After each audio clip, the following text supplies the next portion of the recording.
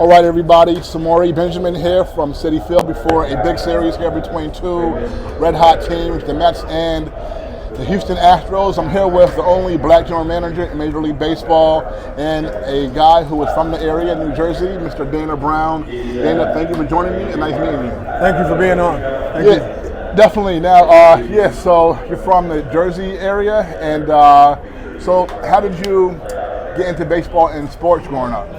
Yeah, so I played, of course, the Little League, then I played in high school, and then, of course, I went to Seton Hall. Yes. After Seton Hall, I graduated and was drafted by the Phillies. And from that playing career, that led me to a coaching career, to a scouting career, to the front office. Did you play any other sports in Jersey growing up besides baseball? Yeah, I was a three-sport guy. I played, of course, football, basketball, and baseball, all three. I mean, that was the going thing when you grew up, so I played all three of those sports. How many of your black peers growing up were into baseball? Yeah, I had a large family, so all of my brothers played. I have four brothers, so they all played. I had a few friends that were playing. Back then, there were more African Americans playing baseball. It's kind of dwindled some now, so it's a little different. Yeah, definitely. So now I know, like you said, you played at Seton Hall, and I know you played with Craig Biggio and John Valentine and Mo Vaughn, the last guy that actually wore number 42 for the Mets. So in the late 80s, playing at Seton Hall with those guys in the Big East, what was that experience like? It's a great experience. Ed Blankmeyer recruited us. You know, he was a big-time recruiter back then. You had Coach Shepard, who was like the disciplinarian, who was really good with us. Really made sure that we were in line and taught us the game. And so ultimately it was a great experience. I was there for 4 years, got my degree, actually 4.5, got my degree, was drafted, and then went on to have a pretty good career in baseball. Have you ever did you get a chance to keep in touch with some of those guys? Yeah, I mean, of course I still talk to Craig Biggio because he's part of the Astros. Talk to Mo Vaughn all the time. He sends me videos of his 10-year-old son with a really good swing. Can't wait to scout him in a few years.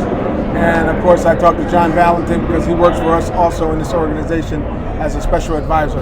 Interesting. Okay, very cool. Now, I know you were drafted by Philadelphia after Seton Hall, so just being drafted at that time, how did that feel? Felt great. You know, I talk about being drafted all the time because it was my gateway into professional baseball. And as I mentioned before, there weren't that many African Americans playing or getting drafted. And so it was an honor. There wasn't many black scouts back then either. And so ultimately, I got an opportunity, played for 3 years, coached, and then, of course, went into scouting in the front office after.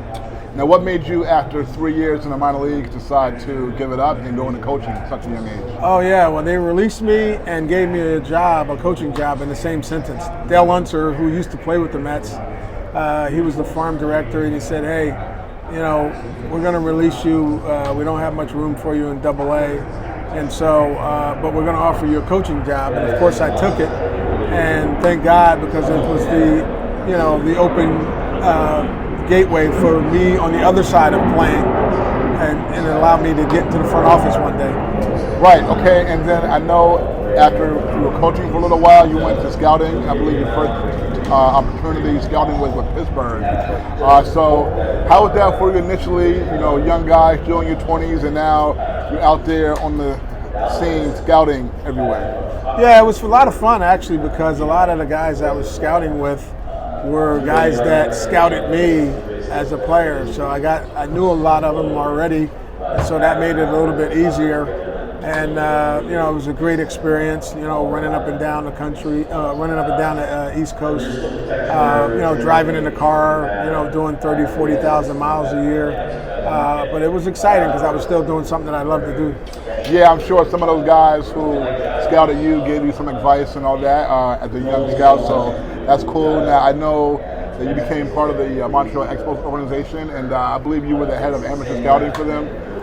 So, I mean, that was Montreal no longer in existence, but a great baseball town when they were there. And I know Frank Robinson was the manager when you were there and all that. So what was the experience like just being up there? And first, with the amateur scouting part of it, I guess that's everybody who's not in the minor leagues and all that. So, how was it doing that job for them? Yeah, it was a great story because Omar Minaya was given a chance by Bud Selig to be the general manager. He becomes the GM. We used to compete against each other as area scouts in the Northeast. He hires me as a scouting director, and then starts to train me in different things like that in the front office. And so I go on to not only be a scouting director, but I actually hired Alex Anthopoulos, who's the GM and president in Atlanta right now. He was there as an intern. I gave him his first job in baseball, and that worked out, actually for me because we worked together again in Toronto and again in Atlanta. And so, baseball is this one group of family and fraternity guys, and you never know who you're going to end up with. And all started by Bud Selig and his vision for giving African Americans an opportunity in the front office. So Bud Selig had that vision. Yeah, Bud Selig had the vision that he was trying to get Major League Baseball to interview minorities when positions in the front office became available. Bud Selig hires Omar Minaya to take over the Expos. Omar hires me as a scouting director, and it's like Bud Selig's vision. I'm a part of Bud Selig's vision, and so it was exciting to get this opportunity.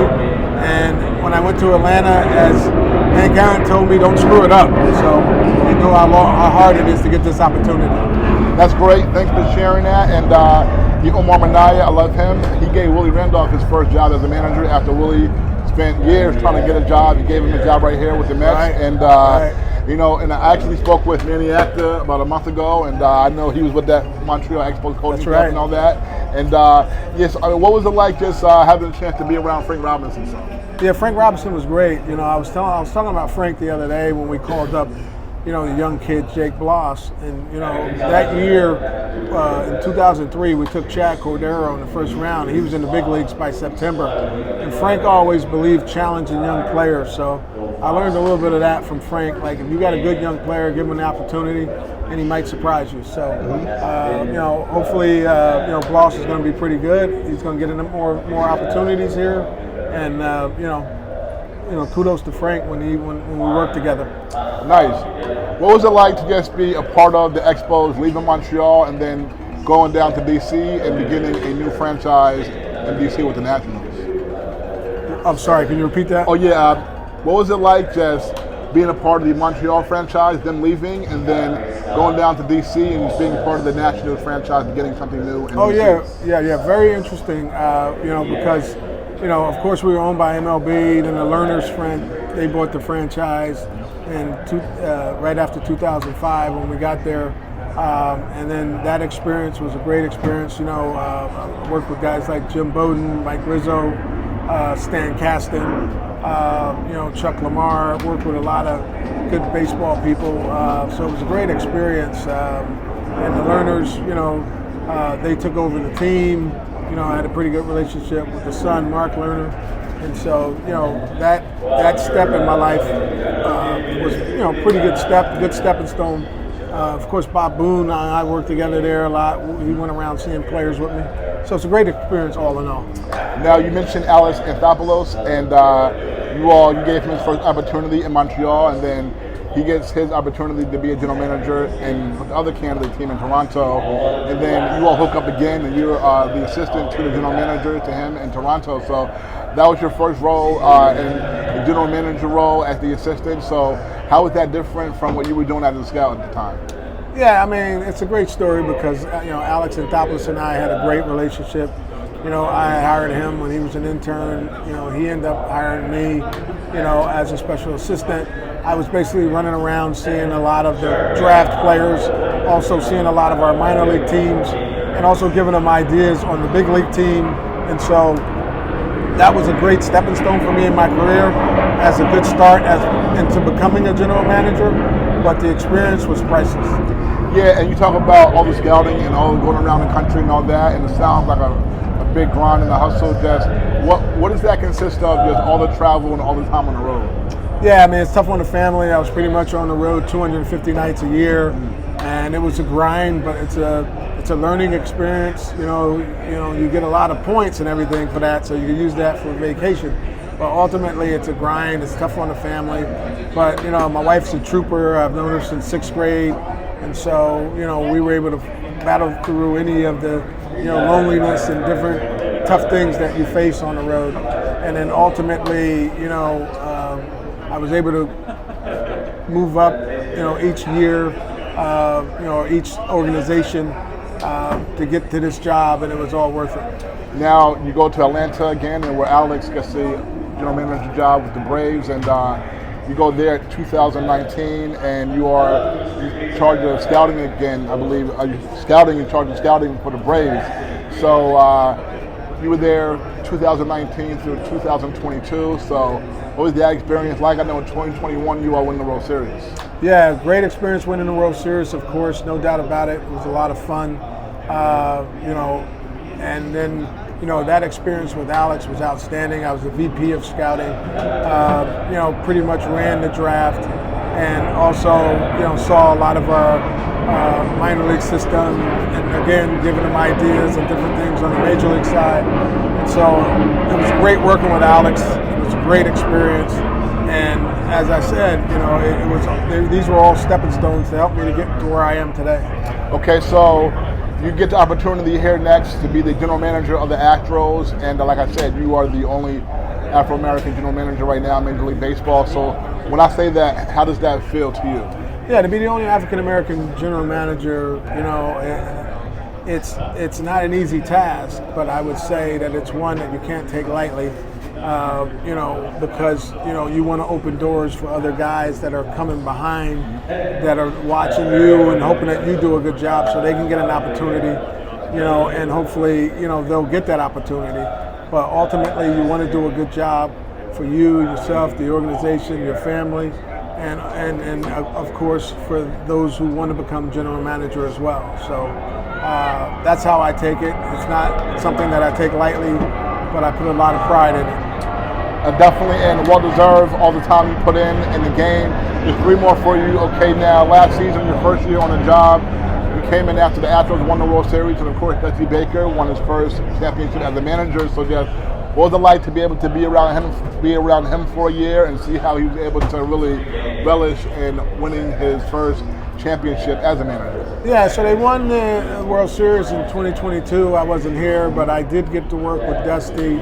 Dusty was great. He's an old school baseball guy. You get to learn a lot from Dusty. He's seen a lot. He's been around a long time. It's over 40 years of experience in the game. And so anytime you can be in the presence of somebody with that type of background, you can learn a lot. And Dusty certainly would put his arm around me and give me some of his wisdom, which I so appreciate. Okay, and myself, I'm from the New York City area, and I grew up a big baseball fan. I could see in the 90s when I was coming up that a lot of my black peers were not into baseball. I could see like that shift turning during my generation.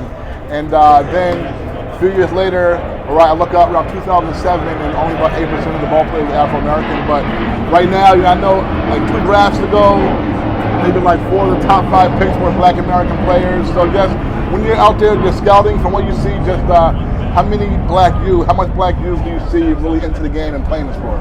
Yeah, well, for example, in Houston, we're trying to do a good job at opening up, the door for minorities to play baseball. We have a foundation in Houston. That foundation brings in a lot of African American players, and then so, for example, Bryce Matthews, who we took in the first round last year, played in that academy. Okay. And so there are things that our other major league teams are also doing, to increase the participation of black players in the game, which I think, all of these things in a nutshell wouldn't be enough, but I think it's a good start to get these players out there to play. Yeah, you mentioned the academy, and I remember MLB's first academy they had in LA and Compton. This was like right when I first started covering Major League Baseball. I remember doing stories about that then, and so it's great to see players from that academy playing in the major leagues now. There's so many, and that's a beautiful thing. And now there's other, like you said, Houston, there's other academies in other cities. Last one for you, just at your time as a scout, all the years, and now general manager. Tough question. Who is the most talented player that you've had the chance to see? Yeah, I mean, there's a lot of players that are, that I was able to see. One of the most talented pitchers that I've ever seen was Steven Strasburg. We drafted him, in the first round. He was one of the most talented pitchers I've ever seen. Went 1-1. And as far as position players, Ryan Zimmerman was an outstanding player. We took him in 2005. He's one of the best position players that I was able to, be a part of drafting. So ultimately, this was something special, for me to be a part of those two draft picks and them to be etched in my mind as pretty good players, a good player and a good pitcher. And you saw Bryce too, right? Or you were gone when they got Bryce? No, I was here when we drafted Bryce, okay. But I didn't see him. Right. Yeah, and you mentioned Ryan Zimmerman. He's from Norfolk, Virginia. I went to undergrad at Norfolk State, so that's always cool. Now, last one, Hank Aaron, you mentioned him. You mentioned him talking to you and all that when you were in Atlanta, and I know the year you all won the World Series, he passed away that year. But what was it like just to have a chance to be around Henry Aaron? Yeah, Hank Aaron was great. He was telling a lot of good stories, about the things that he went through, which were grueling. He wanted to make sure I understood how important it was for me as an African American to get this opportunity in the front office.